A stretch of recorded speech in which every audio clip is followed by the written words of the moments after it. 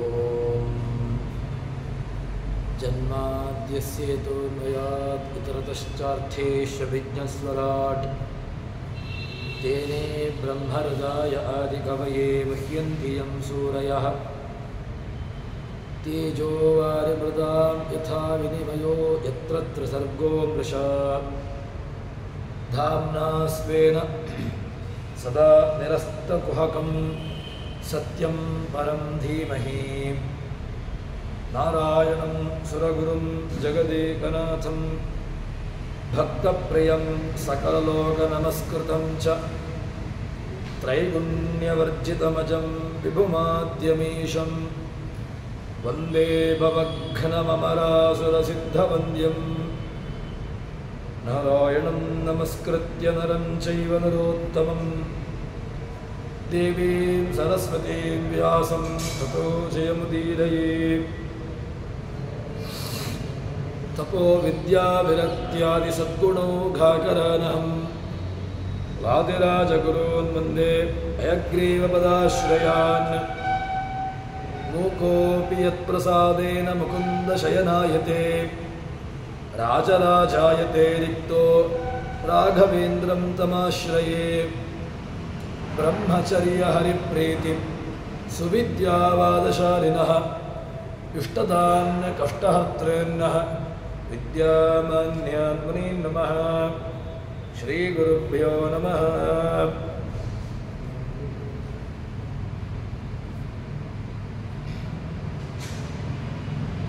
ಭಗವಂತ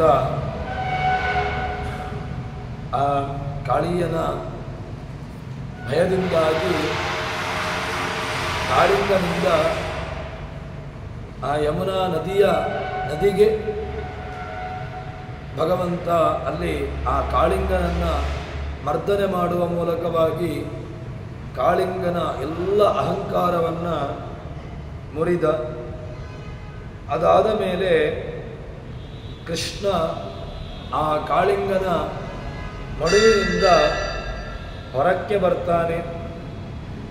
ಹೊರಕ್ಕೆ ಬಂದು ಯಾವ ರೀತಿಯಾಗಿ ಬರ್ತಾನೆ ಅಂತ ಕೇಳಿದ್ರೆ, ಮಹಾಮಣಿ ಗಣಾಕೀರ್ಣಂ ಜಾಂಬೂನುದ ಪರಿಷ್ಕೃತಂ ಉಪಲಭ್ಯೋತ್ಥಿತಾ ಸರ್ವೇ ಲಬ್ಧ ಪ್ರಾಣ ಇವ ಪ್ರಜಾ ಅಂತ ಹೇಳಿಕೊಂಡು ಭಾಗವತ ಹೇಳ್ತದೆ. ಭಗವಂತ ಆ ಇದರಿಂದ ಏನು ಯಮುನೆಯ ಮಡುವಿನಿಂದ ಹೊರಕ್ಕೆ ಬಂದಿದ್ದಾನೆ.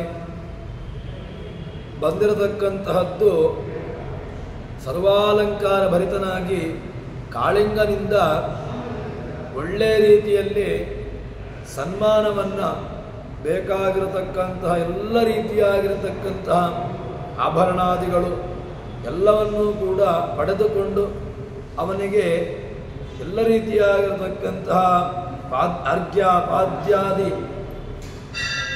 ಸಕಲ ವಿಧವಾದಂತಹ ಮಾನಗಳನ್ನು ನೀಡಿ ಕಾಳಿಂಗ ಅವನನ್ನು ಕಳಿಸಿಕೊಟ್ಟಿದ್ದಾನೆ.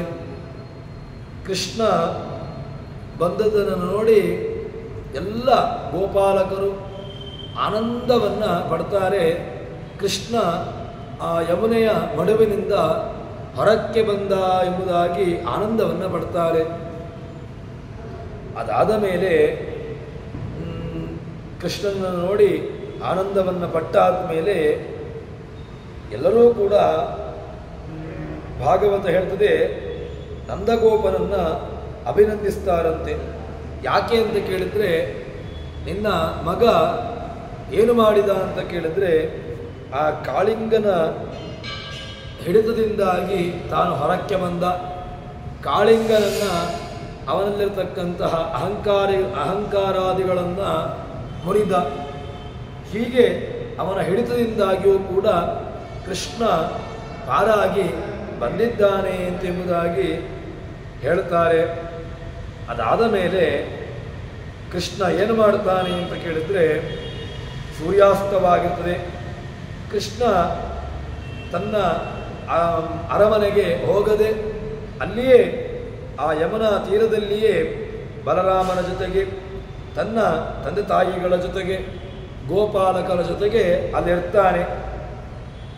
ಆವಾಗ ಯಾಕೆ ಅಂತ ಕೇಳಿದರೆ ಗೋಕುಲವಾಸಿಗಳು ಗೋವುಗಳು ಹಸಿವು ಬಾಯಾರಿಕೆಯಿಂದ ಆ ಯಮುನೆಯ ತೀರದಲ್ಲಿರ್ತಾರೆ. ಆವಾಗ ಏನಾಯಿತು ಅಂತಂದರೆ ವಿಪರೀತವಾಗಿರತಕ್ಕಂತಹ ಕಾಡ್ಗಿಚ್ಚು. ಹೇಳ್ತಾರೆ, ಏತಸ್ಮಿನ್ನೇವ ಕಾಲೇತು ವ್ರಜೇ ಕೌರವ ಸಪ್ತಮ ಘೋರ, ವಿಪರೀತವಾಗಿರತಕ್ಕಂತಹ ಬೇಸಿಗೆ, ಅದರ ಪ್ರಭಾವದಿಂದಾಗಿ ಆ ಗೋಕುಲದಲ್ಲಿ ಸಕಲ ಎಲ್ಲ ದಿಕ್ಕಿನಲ್ಲಿಯೂ ಕೂಡ ಕಾಡ್ಗಿಚ್ಚು ಆವರಿಸಿತು. ಮಧ್ಯರಾತ್ರಿ ಎಲ್ಲರೂ ಕೂಡ ಮಲಗಿದ್ದಾರೆ.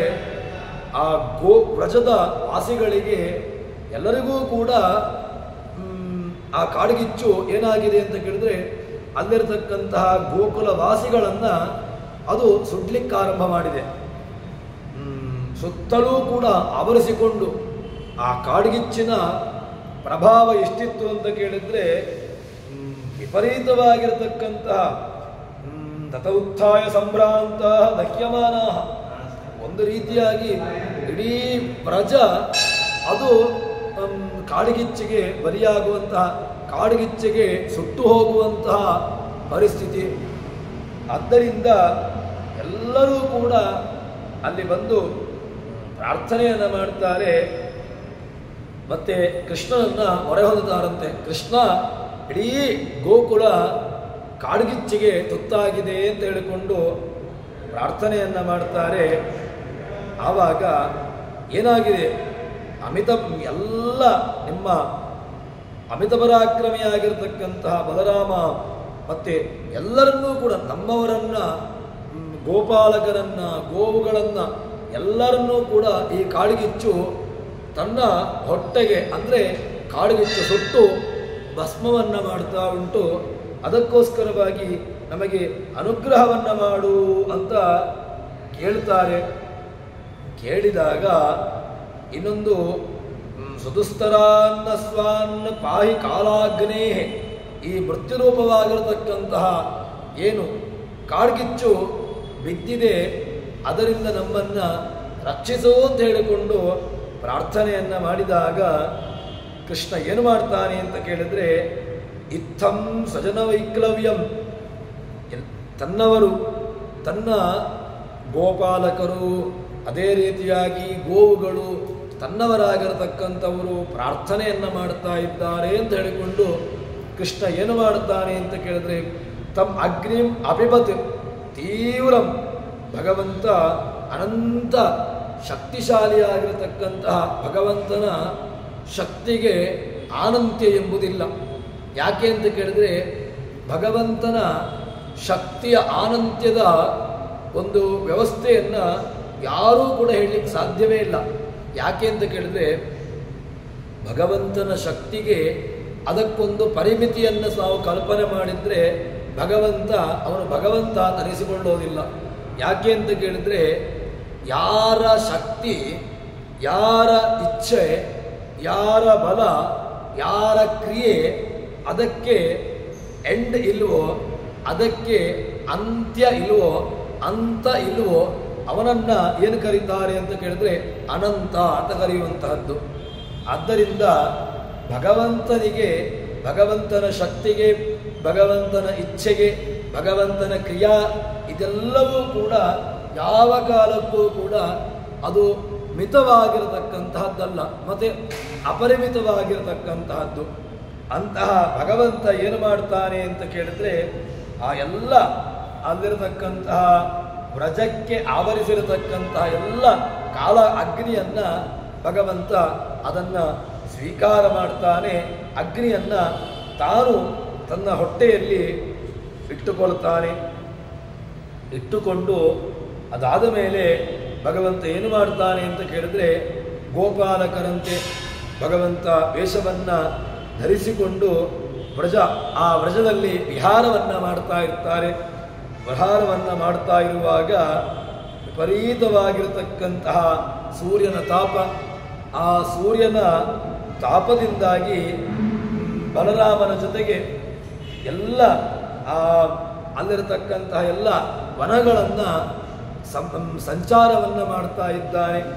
ಸಂಚಾರವನ್ನು ಮಾಡ್ತಾ ಇರುವಾಗ ಅದು ಏನಾಗಿದೆ ಅಂತ ಕೇಳಿದ್ರೆ, ಆ ವಿಪರೀತವಾಗಿರ್ತಕ್ಕಂತಹ ಬಿಸಿಲ ಬೇಗೆಯಿಂದಾಗಿ ಎಲ್ಲ ಆ ಬ್ರಜ ಸುಟ್ಟು ಭಸ್ಮವಾಗುವಂತಹದ್ದು. ಅದಾದ ಮೇಲೆ ಕೃಷ್ಣ ತನ್ನವರನ್ನು ಕೂಡಿಕೊಂಡು ಭಗವಂತ ಒಂದು ವನವನ್ನು ಪ್ರವೇಶ ಮಾಡ್ತಾನೆ. ಪ್ರವೇಶ ಮಾಡಿದಾಗ ಎಲ್ಲರೂ ಕೂಡ ಸ್ತೋತ್ರವನ್ನು ಮಾಡ್ತಾರೆ, ನೃತ್ಯ ಇತ್ಯಾದಿಗಳನ್ನೆಲ್ಲವನ್ನೂ ಕೂಡ ಮಾಡ್ತಾರೆ. ಪರಸ್ಪರವಾಗಿ ತಾವು ಆಟವನ್ನು ಆಡ್ತಾರಂತೆ. ಆಟವನ್ನು ಆಡಿದಾಗ ಬೇರೆ ಬೇರೆ ರೀತಿಯಾಗಿರ್ತಕ್ಕಂತಹ ಮಕ್ಕಳಂತೆ ಕೃಷ್ಣ ಬಾಲನೆ, ಅದೇ ರೀತಿಯಾಗಿ ಬಾಲ, ಅದೇ ರೀತಿಯಾಗಿ ಗೋಪಾಲಕರು, ಅದೇ ರೀತಿಯಾಗಿ ಪುಟ್ಟ ಪುಟ್ಟ ಕರುಗಳು, ಇದೆಲ್ಲ ಆ ಗೋವುಗಳ ಜೊತೆಗೆ ಕರುಗಳ ಜೊತೆಗೆ ಭಗವಂತ ಕ್ರೀಡೆಯನ್ನು ಆಡ್ತಾನೆ. ಆವಾಗ ಒಬ್ಬ ಕಂಸನ ದೂತ ಪ್ರಲಂಬ ಅವನು ಷಣ್ಮುಖ ಸ್ಕಂದನ ವರವನ್ನು ಪಡೆದುಕೊಂಡು ಸ್ಕಂದನ ವರದಿಂದಾಗಿ ಅವಧ್ಯತ್ವವನ್ನು ಪಡೆದುಕೊಂಡಿರ್ತಾನೆ. ಆ ಸ್ಕಂದನ ವರವನ್ನು ಪಡೆದುಕೊಂಡು ಏನು ಮಾಡ್ತಾನೆ ಅಂತ ಕೇಳಿದ್ರೆ, ಅಲ್ಲಿ ಆ ವನಕ್ಕೆ ಬರ್ತಾನೆ. ಕೃಷ್ಣನನ್ನ ಸಂಹಾರ ಮಾಡಬೇಕು ಅಂತ ಹೇಳಿಕೊಂಡು ಬರ್ತಾನೆ. ಆವಾಗ ಏನು ಮಾಡ್ತಾನೆ ಅಂತ ಕೇಳಿದ್ರೆ, ಕೃಷ್ಣ ತಾನು ಪರಸ್ಪರ ಎರಡು ವಿಭಾಗವನ್ನು ಮಾಡಿಕೊಂಡು ಅಲ್ಲಿ ಕ್ರೀಡೆಯನ್ನು ಆಡ್ತಾನಂತೆ. ಆವಾಗ ಏನು ಮಾಡ್ತಾನೆ ಅಂತ ಕೇಳಿದ್ರೆ, ಈ ಕೃಷ್ಣ ಆ ದೈತ್ಯ ಎಲ್ಲಿದ್ದಾನೆ, ಆ ದೈತ್ಯ ಇರತಕ್ಕಂತಹ ಸ್ಥಳಕ್ಕೆ ಬರ್ತಾನೆ.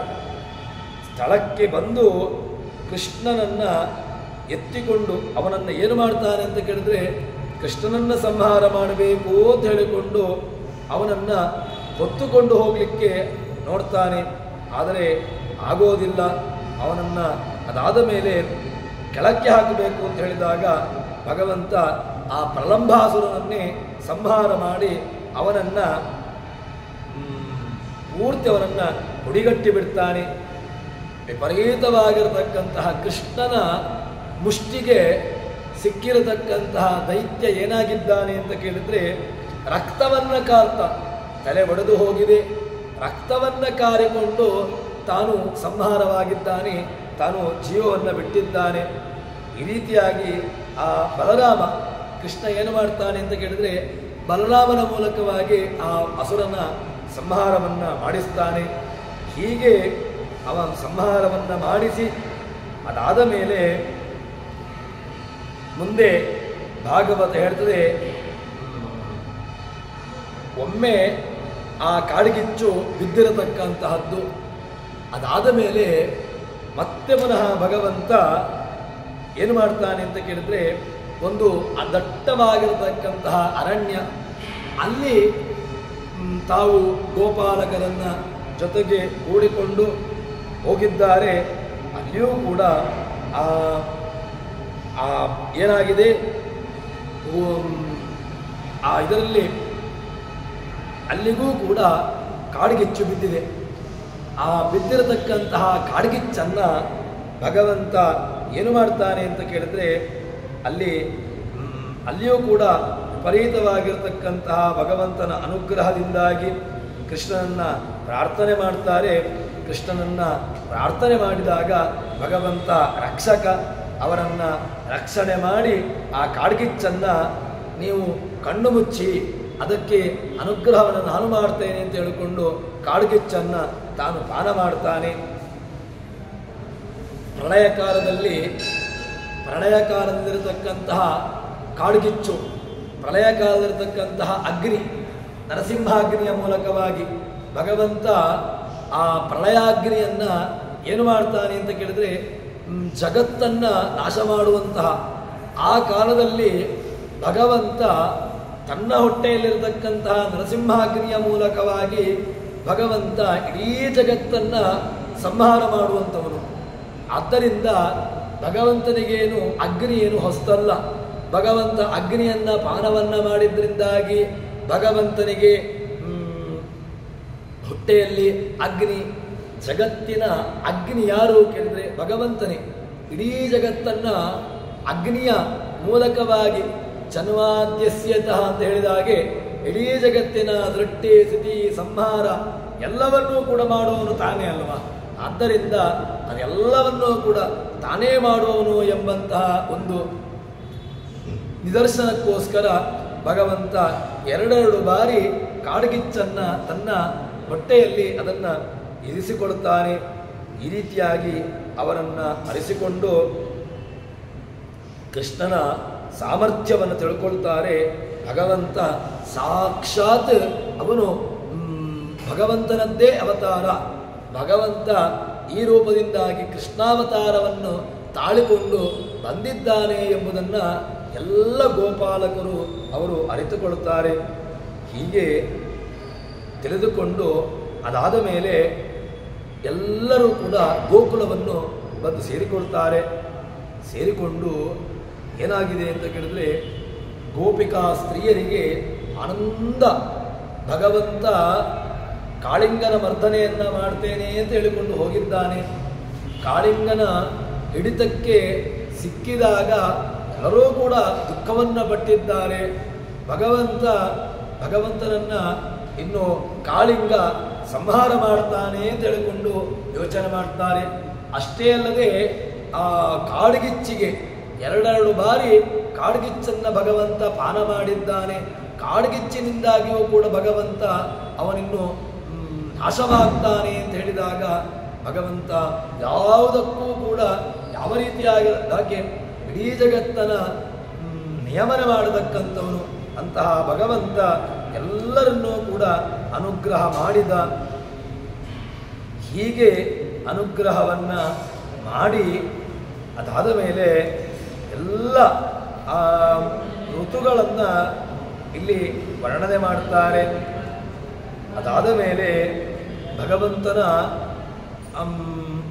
ನಾದ, ಅವನ ವೇಣುನಾದದ ವಿಚಾರವನ್ನು ಭಾಗವತ ನಮಗೆ ತಿಳಿಸಿಕೊಟ್ಟಿದೆ.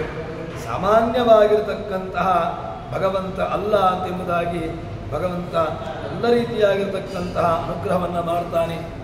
ಅದಾದ ಮೇಲೆ ಭಗವಂತನಿಗೆ ಒಂದು ನಾವು ಪ್ರಸಿದ್ಧವಾಗಿರತಕ್ಕಂತಹ ಒಂದು ವಿಚಾರವನ್ನು ನೋಡುವುದು ಅಂತ ಅಂದರೆ ಗೋಪಿ ವಸ್ತ್ರಾಪಹಾರಕ ಅಂತ ಕೃಷ್ಣನನ್ನು ಕರೀತಾರೆ. ವಸ್ತ್ರವನ್ನು ಅಪಹಾರ ಮಾಡುವಂತಹದ್ದು ಅದು ಉಚಿತ ಅಲ್ಲ ಅಲ್ವಾ. ವಾಸ್ತವಿಕವಾಗಿ ವಸ್ತ್ರಾಪಹಾರವನ್ನು ಮಾಡುವಂತಹದ್ದು ಉಚಿತನೋ ಅಂತ ಕೇಳಿದರೆ ಭಗವಂತನನ್ನು ಏನು ಕರಿತೇವೆ ಅಂತ ಕೇಳಿದರೆ ಗೋಪಿ ವಸ್ತ್ರಾಪಹಾರಕ ಅಂತ. ಅಂದರೆ ಗೋಪಿಕೆಯರ ವಸ್ತ್ರವನ್ನು ಅಪಹಾರ ಮಾಡಿರತಕ್ಕಂಥವನು. ಗೋಪಿಕೆಯರು ಏನು ವಸ್ತ್ರವನ್ನು ಇಟ್ಟಿದ್ದಾರೆ ಅಂತಹ ಗೋಪಿಕೆಯರ ವಸ್ತ್ರವನ್ನು ಅಪಹಾರ ಮಾಡಿರತಕ್ಕಂಥವನು ಅಂತ. ಇದೇನು ಹೊಗಳಿಕೆಯೋ? ಭಗವಂತ ವಸ್ತ್ರವನ್ನು ಅಪಹಾರ ಮಾಡಿದ ಅಂತ ಹೇಳಿದ್ರೆ ಇದನ್ನು ಹೊಗಳಿಕೆನೋ ತೆಗಳಿಕೆನೋ? ಭಗವಂತನಿಗೆ ಹೊಗಳಿಕೆನೆ. ಯಾಕೆ ಅಂತ ಕೇಳಿದ್ರೆ ಭಗವಂತ ಗೋಪಿಕೆಯರ ವಸ್ತ್ರವನ್ನು ಅಪಹಾರ ಮಾಡಿದ್ದು ಯಾವುದೋ ಒಂದು ಕಾಮದ ದೃಷ್ಟಿಯಿಂದಾಗಿ ಅಲ್ಲ.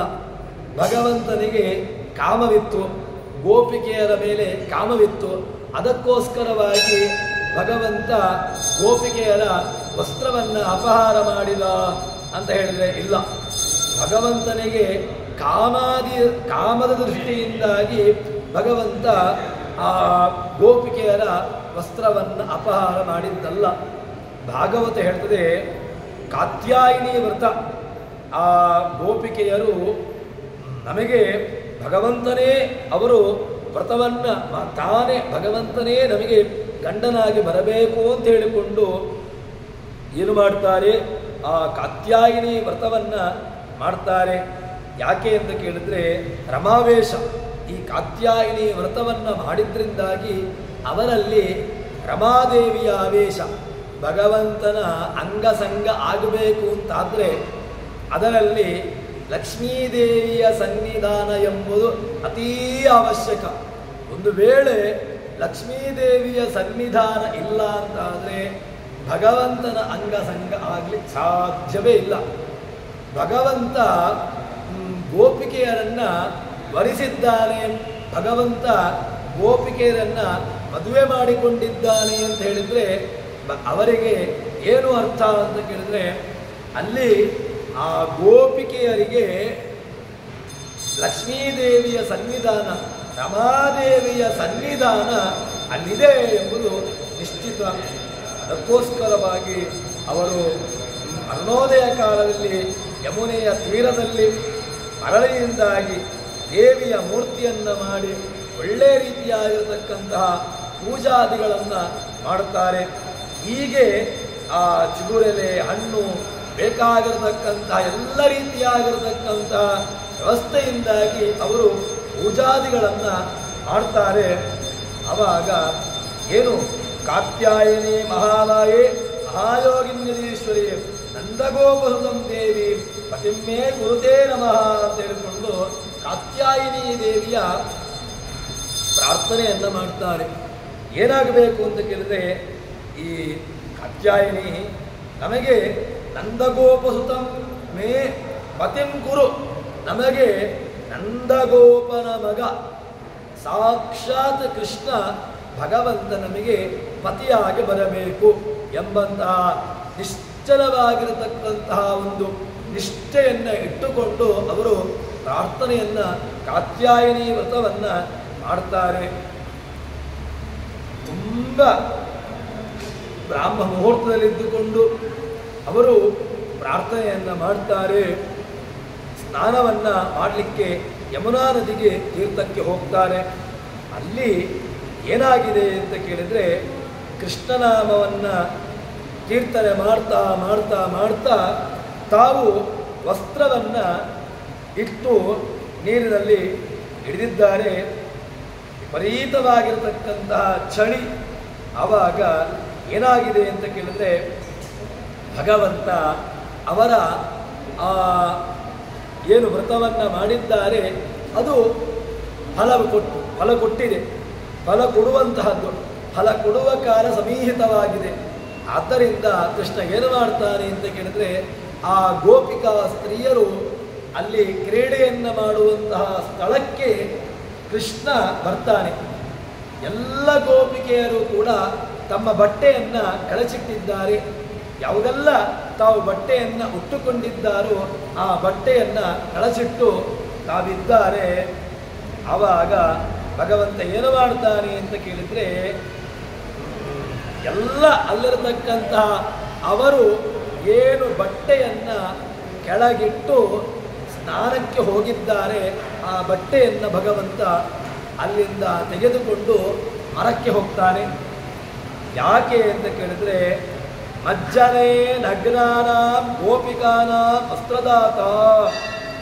ಭಗವಂತ ಏನಾಗಿದೆ ಅಂತ ಕೇಳಿದ್ರೆ, ಅದು ವಸ್ತ್ರಾಪಹಾರ ಅಲ್ಲ. ಅದೇನು ಕೇಳಿದ್ರೆ, ಭಗವಂತನಿಗೆ ವಸ್ತ್ರಾಪಹಾರ ಮಾಡುವವನಲ್ಲೇನು. ಹಾಗಿದ್ರೆ ದುರ್ಯೋಧನ ಅಲ್ಲಿ ದ್ರೌಪದಿಯ ವಸ್ತ್ರವನ್ನು ಅಪಹಾರ ಮಾಡುವಾಗ ದ್ರೌಪದಿ ದೇವಿಯ ಮಾನವನ್ನು ರಕ್ಷಣೆ ಮಾಡಿರತಕ್ಕಂಥವನು ಯಾರು ಕೇಳಿದ್ರೆ, ಸಾಕ್ಷಾತ್ ಭಗವಂತ ಕೃಷ್ಣ. ಅನಂತವಾಗಿರತಕ್ಕಂತಹ ವಸ್ತ್ರವನ್ನು ನೀಡುವ ಮೂಲಕವಾಗಿ ಆ ವಸ್ತ್ರದ ಅಪಹಾರ ಮಾಡುವಾಗ ಅಲ್ಲಿ ವಸ್ತ್ರವನ್ನು ನೀಡಿರತಕ್ಕಂಥವನು. ಆದ್ದರಿಂದ ಇದು ಏನು ಗೊತ್ತುಂಟ, ನೀವು ವ್ರತಕಾಲದಲ್ಲಿ ಅದೇ ಕಾರಣಕ್ಕೋಸ್ಕರವಾಗಿ ನಾವು ವಿವಸ್ತ್ರರಾಗಿ ವಸ್ತ್ರರಹಿತರಾಗಿ ಸ್ನಾನಾದಿಗಳನ್ನು ಮಾಡುವಂತಹದ್ದು ಉಚಿತವಲ್ಲ ಅಂತ ಹೇಳ್ತಾರೆ. ನಗ್ನವಾಗಿ ಸ್ನಾನವನ್ನು ಮಾಡಬಾರ್ದು ಅಂತ. ಹೀಗೆ ಅದಕ್ಕೋಸ್ಕರವಾಗಿ ಭಗವಂತ ಅವರ ವಸ್ತ್ರವನ್ನು ಕಸಿದುಕೊಂಡು ಮರಕ್ಕೆ ಹತ್ತುತ್ತಾನೆ. ಅದರಿಂದಾಗಿ ಏನಾಗ್ತದೆ ಅಂತ ಕೇಳಿದರೆ, ಅವರಿಗೆ ಹೊರಗೆ ಬರಲಿಕ್ಕಾಗೋದಿಲ್ಲ. ಯಾಕೆ? ದೇಹದಲ್ಲಿ ವಸ್ತ್ರ ಇಲ್ಲ. ಆದರೆ ವಸ್ತ್ರವನ್ನು ಕೃಷ್ಣ ಎತ್ತಿಕೊಂಡು ಹೋಗಿದ್ದಾನೆ. ಅದಾದ ಮೇಲೆ ಕೃಷ್ಣನಲ್ಲಿ ಹೇಳ್ತಾರಂತೆ, ಕೃಷ್ಣ ನಮಗೆ ಅನ್ಯಾಯವನ್ನು ಮಾಡಬೇಡ, ನಮಗೆ ಬಟ್ಟೆಯನ್ನು ಕೊಡು, ನಾವು ತುಂಬ ಈ ಚಳಿಯಿಂದಾಗಿ ನಡುಕ್ತಾ ಇದ್ದೇವೆ ಅಂತ ಹೇಳಿಕೊಂಡು ಪ್ರಾರ್ಥನೆಯನ್ನು ಮಾಡ್ತಾರೆ. ಆವಾಗ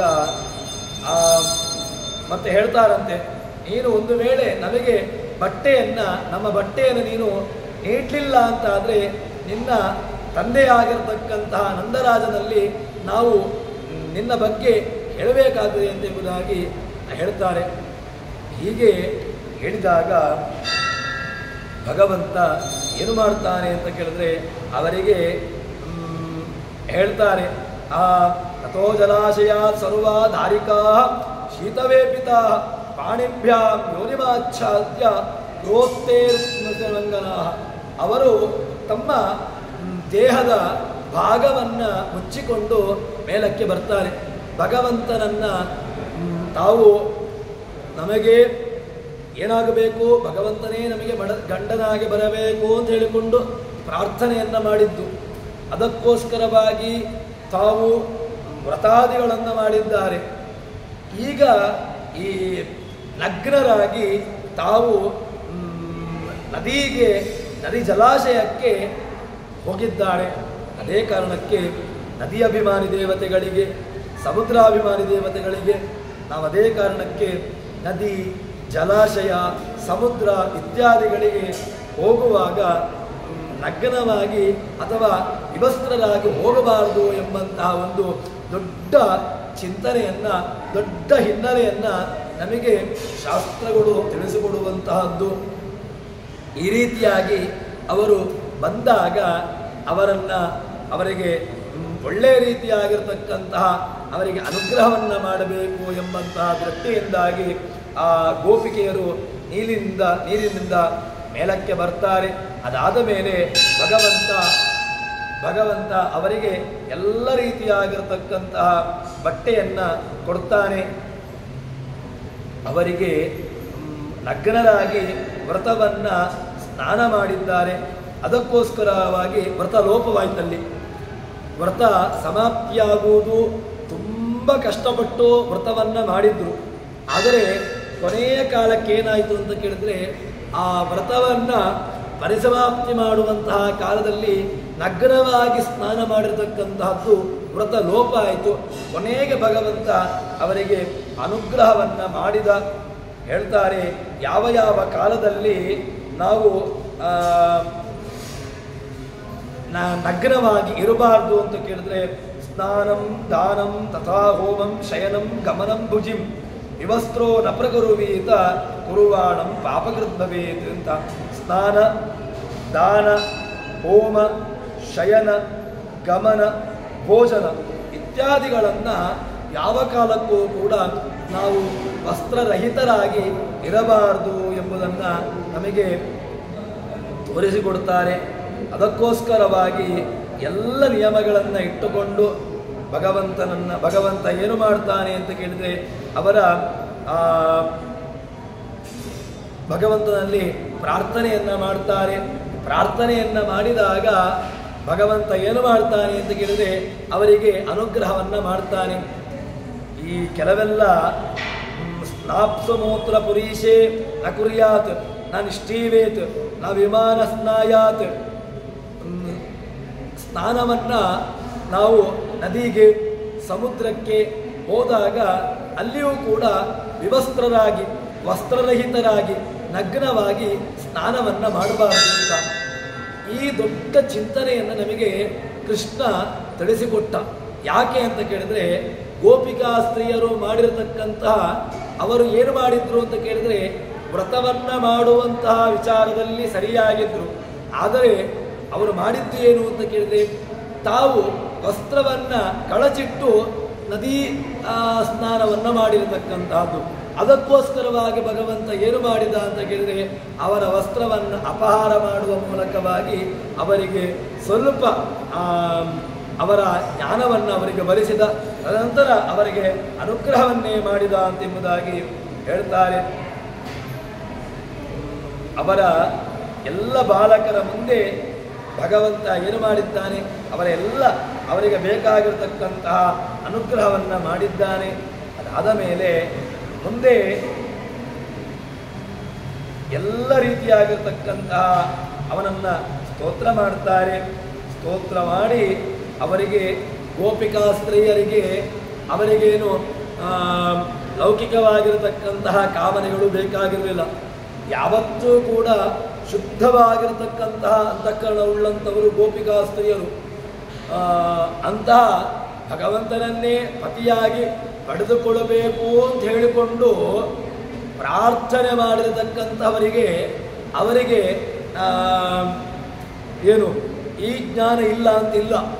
ಅವರು ಏನು ಮಾಡಿದ್ದು ಅಂತ ಕೇಳಿದರೆ ಸಾಮಾನ್ಯವಾಗಿರತಕ್ಕಂತಹ ಜ್ಞಾನವನ್ನು ನೀಡುವುದಕ್ಕೋಸ್ಕರವಾಗಿ ಅವರು ಈ ರೀತಿಯಾಗಿ ನಮಗೆ ತೋರಿಸಿಕೊಟ್ಟರು. ಅದಾದ ಮೇಲೆ ಅವರು ಎಲ್ಲರೂ ಕೂಡ ಗೋಕುಲಕ್ಕೆ ಬರ್ತಾರೆ. ಗೋಕುಲಕ್ಕೆ ಬಂದ ಮೇಲೆ ಭಗವಂತ ಆ ಗೋಕುಲದಲ್ಲಿ ಇರ್ತಾನೆ. ಅದಾದ ಮೇಲೆ ಮುಂದೆ ಹೇಳ್ತಾರೆ, ಆ ವಿಪ್ರ ಪತ್ನಿಯರು ಏನಾಗಿದೆ ಅಂತ ಕೇಳಿದರೆ ಅಲ್ಲಿ ಕೃಷ್ಣ ಅವನು ದೈತ್ಯ ಸಂಹಾರಕ. ಏನಾಗಿದೆ ಅಂತ ಕೇಳಿದ್ರೆ ತಾವು ತಿರುಗಾಡ್ತಾ ಬರ್ತಾರೆ. ಬರುವಾಗ ಗೋಪಾಲಕರು ಕೇಳ್ತಾರೆ ನಮಗೆ ಹಸಿವಾಗಿದೆ ಅಂತ. ಆವಾಗ ಅಲ್ಲಿ ಏನು ಮಾಡ್ತಾನೆ ಅಂತ ಕೇಳಿದ್ರೆ ಆ ಗೋಪಾಲಕರಾದಾಗ ಕೃಷ್ಣನ ಹತ್ರ ನಮಗೆ ಗೋಪಾಲಕರು ಕೇಳಿದ್ದಾರೆ ವಿಪರೀತವಾಗಿರತಕ್ಕಂಥ ಹಸಿವು ಅಂತ ಹೇಳಿದಾಗ ಆವಾಗ ಕೃಷ್ಣ ಹೇಳ್ತಾನಂತೆ, ವಿಪ್ರಪತ್ನಿಯರ ಮೇಲೆ ಅವರಿಗೆ ಅನುಗ್ರಹವನ್ನು ಮಾಡಬೇಕು ಅಂತ ಹೇಳಿಕೊಂಡು ನೀವು ಯಾಗಶಾಲೆಗೆ ಹೋಗಿ.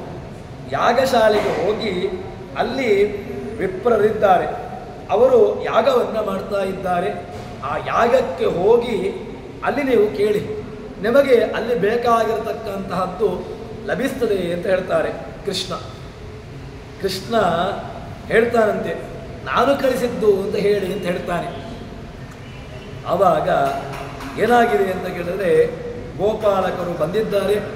ಗೋಪಾಲಕರು ಬಂದು ಅಲ್ಲಿ ಕೇಳ್ತಾರೆ, ನಮಗೆ ಹಸಿವಾಗ್ತಾ ಉಂಟು, ನೀ ಏನನ್ನಾದರೂ ಕೊಡಿ ಅಂತ ಕೇಳ್ತಾರೆ. ಕೊಡಿ ಅಂತ ಕೇಳಿದಾಗ ಆವಾಗ ಏನು ಹೇಳ್ತಾರೆ ಗೊತ್ತುಂಟ, ಅಲ್ಲಿ ನಮಗೆ ಅನ್ನಾರ್ಜಿಗಳಾಗಿದ್ದೇವೆ, ಅನ್ನದಾನವನ್ನು ನಮಗೆ ನೀಡಿ ಅಂತ ಕೇಳಿದಾಗ ಅನ್ನದಾನವನ್ನು ಕೊಡೋದಿಲ್ಲ. ಯಾಕೆ ಅಂತ ಕೇಳಿದ್ರೆ ಅಲ್ಲಿ ಯಾಗ ನಡೀತಾ ಉಂಟು. ಯಾಗ ನಡೀತಾ ಇರುವಾಗ ಅದಕ್ಕೋಸ್ಕರವಾಗಿ ಯಾರೂ ಕೂಡ ಹವಿಸ್ಸು ಮೊದಲಿಗೆ ಅಗ್ನಿಯಲ್ಲಿ ಅರ್ಪಿಸಬೇಕು, ಅದಾದ ಮೇಲೆ ನೀಡುವಂತಹದ್ದು. ಇಲ್ಲಿ ಇವರು ಬಂದು ಕೇಳ್ತಾ ಇದ್ದಾರೆ ಆಗುವಾಗ ಅಲ್ಲಿ ಹವಿಸ್ಸನ್ನು ನೀಡಲಿಕ್ಕೆ ತಯಾರಿಲ್ಲ. ಅವರು ಅದೇ ರೀತಿಯಾಗಿ ಬಂದು ಕೃಷ್ಣನಲ್ಲಿ ಕೇಳ್ತಾರೆ, ಹೇಳ್ತಾರೆ, ಕೃಷ್ಣ ನಮಗೆ ಅಲ್ಲಿ ಯಾರೂ ಕೂಡ ಯಾವುದೇ ರೀತಿಯಾಗಿರತಕ್ಕಂತಹ ಅನ್ನಾದಿಗಳನ್ನು ಕೊಡುವುದಿಲ್ಲ, ಕೊಡ್ತಾ ಇಲ್ಲ ಅಂತ ಹೇಳ್ತಾರೆ. ಆವಾಗ ಕೃಷ್ಣ ಹೇಳ್ತಾನಂತೆ, ನೀವು ಕೇಳಿದದ್ದು ಸರಿಯಿಲ್ಲ. ನೀವು ಯಾರಲ್ಲಿ ಕೇಳಬೇಕು ಕೇಳಿದ್ರೆ ಅಲ್ಲಿರತಕ್ಕಂತಹ ಅವರವರ ಪತ್ನಿಯರಿದ್ದಾರೆ, ಪತ್ನಿಯರ ಬಳಿ ಹೋಗಿ ಕೇಳಿ, ಅವರು ನಿಮಗೆ ಕೊಡ್ತಾರೆ. ಆ ಪತ್ನಿಯರ ಬಳಿಗೆ ಹೋಗಿ ನೀವು ಕೇಳಿದ್ರಿ ಅಂತ ಅಂದರೆ ಅವರು ನಿಮಗೆ ಏನು ನೀವು ಆ ಹವಿಸ್ಸನ್ನು ನಿಮಗೆ ಹಸಿವನ್ನು ನೀಗಿಸಲಿಕ್ಕೆ ಬೇಕಾಗಿರತಕ್ಕಂಥ ಹವಿಸ್ಸನ್ನು ಕೇಳ್ತಾ ಇದ್ದೀರಿ, ಅದನ್ನು ಅವರು ಕೊಡ್ತಾರೆ. ಅದಕ್ಕೋಸ್ಕರವಾಗಿ ಅಲ್ಲಿ ಹೋಗಿ ಕೇಳಿ ಅಂತ ಕೇಳಿದಾಗ ಮತ್ತೆ ಪುನಃ ಬರ್ತಾರೆ. ಬಂದು ಕೇಳಿದಾಗ ಅವ್ರು ಏನು ಮಾಡ್ತಾರೆ ಅಂತ ಕೇಳಿದ್ರೆ ವಿಪ್ರಪತ್ನಿಯರು ಕೇಳಿದ್ದಾರಲ್ವ, ಕೃಷ್ಣನೇ ಬಂದು ಕೇಳಿದ್ದಾನೆ ಅಂತ ಅಂದುಕೊಂಡು ತಾವು ಒಳಗೆ ಏನು ಹವಿಸ್ಸನ್ನು ಯಾಗಕ್ಕೆ ಬೇಕಾಗಿರತಕ್ಕಂಥ ಹವಿಸ್ಸನ್ನು ಮಾಡಿದ್ದಾರೆ ಅದೆಲ್ಲವನ್ನೂ ಕೂಡ ಕೊಡ್ತಾರೆ. ಯಾವುದನ್ನೂ ಕೂಡ ಬಿಡದೆ ಪೂರ್ತಿಯಾಗಿ ಅವರು ಕೊಡ್ತಾರಂತೆ. ಕೊಟ್ಟಾಗ ಇದು ಏನಾಗಿದೆ ಅಂತ ಕೇಳಿದರೆ ಅವರ ಭಾಗ್ಯ, ಎಲ್ಲ ರೀತಿಯಾಗಿರತಕ್ಕಂತಹ ಭಾಗ್ಯ ಒಂದನ್ನೂ ಕೂಡ ಬಿಡದೆ ಕೊಡ್ತಾರೆ. ಯಾಕೆ ಅಂತ ಕೇಳಿದರೆ ಅವರಿಗೆ ಜ್ಞಾನ ಇತ್ತು, ಆ ಜ್ಞಾನಪೂರ್ವಕವಾಗಿ ಕೊಟ್ಟಿರತಕ್ಕಂತಹದ್ದು. ಅದನ್ನು ಆ ಭಗವಂತ ಅವರಿಗೆ ಸ್ವೀಕಾರ ಮಾಡಿ ಅವರವರ ಪತ್ನಿಯಂದಿರಿಗೆ ಭಗವಂತ ಅನುಗ್ರಹವನ್ನು ಮಾಡಿದ. ಹೀಗೆ ಭಗವಂತ ಯಾವ ರೀತಿಯಾಗಿರತಕ್ಕಂತಹದ್ದು ಅಂತ ಕೇಳಿದ್ರೆ ಭಗವಂತ ಏನು ಸಾಮಾನ್ಯ ಅಲ್ಲ. ಅವನು ಏನಾದರೂ ಕೂಡ ಭಗವಂತ ಅನುಗ್ರಹವನ್ನು ಮಾಡ್ತಾನೆ ಅಂತಾದರೆ ಅದರಲ್ಲಿ ಎಲ್ಲ ರೀತಿಯಾಗಿರತಕ್ಕಂತಹ ಒಂದು ಚಿಂತನೆಯನ್ನು ಇಟ್ಟುಕೊಂಡು ಭಗವಂತ ಅನುಗ್ರಹವನ್ನು ಮಾಡುವಂಥವನು. ಹೀಗೆ ಅವರಲ್ಲಿ ಏನಾಗಿದೆ ಅಂತ ಕೇಳಿದರೆ ಕೃಷ್ಣನ ಅಪರಾಧವನ್ನು ಮಾಡಿದ್ದಾರೆ. ವಾಸ್ತವಿಕವಾಗಿ ಅವರು ಕೃಷ್ಣ ರೂಪದಿಂದ ಬಂದಿರತಕ್ಕಂತಹದ್ದು ಎಂಬುದಾಗಿ ತಿಳ್ಕೊಳ್ಳಿಲ್ಲ. ಮತ್ತೆ ದೇಶ ದ್ರವ್ಯ ಕಾಲ ಅಂತ ಹೇಳಿಕೊಂಡು ತಾವು ವಿಪರೀತವಾಗಿರತಕ್ಕಂಥದ್ದು. ಆದರೆ ವಿಪ್ರಪತ್ನಿಯರು ಹಾಗಲ್ಲ. ತಾವು ಸಾಕ್ಷಾತ್ ಭಗವಂತ ಯಾಗಕ್ಕೆ ಮಾಡಿರ್ತಕ್ಕಂತಹ ಹವಿರ್ಭಾಗವನ್ನು ಅಲ್ಲಿರತಕ್ಕಂತಹ ಗೋಪಾಲಕರಿಗೆ ನೀಡುವ ಮೂಲಕವಾಗಿ ಅವರ ಒಳಗಿರತಕ್ಕಂತಹ ಭಗವಂತನನ್ನ ತೃಪ್ತಿಪಡಿಸುವುದಕ್ಕೋಸ್ಕರವಾಗಿ ತಾವು ಏನು ಅನ್ನ ಪಾನಾದಿಗಳನ್ನು ಆಹಾರಾದಿ ದ್ರವ್ಯಗಳನ್ನು ಮಾಡಿದ್ದಾರೋ ಅದೆಲ್ಲವನ್ನೂ ಕೂಡ ಕೊಟ್ಟು ಅಲ್ಲಿ ತೃಪ್ತಿಪಡಿಸ್ತಾರೆ. ಹೀಗೆ ಭಗವಂತನನ್ನ ತೃಪ್ತಿಪಡಿಸ್ತಾರೆ.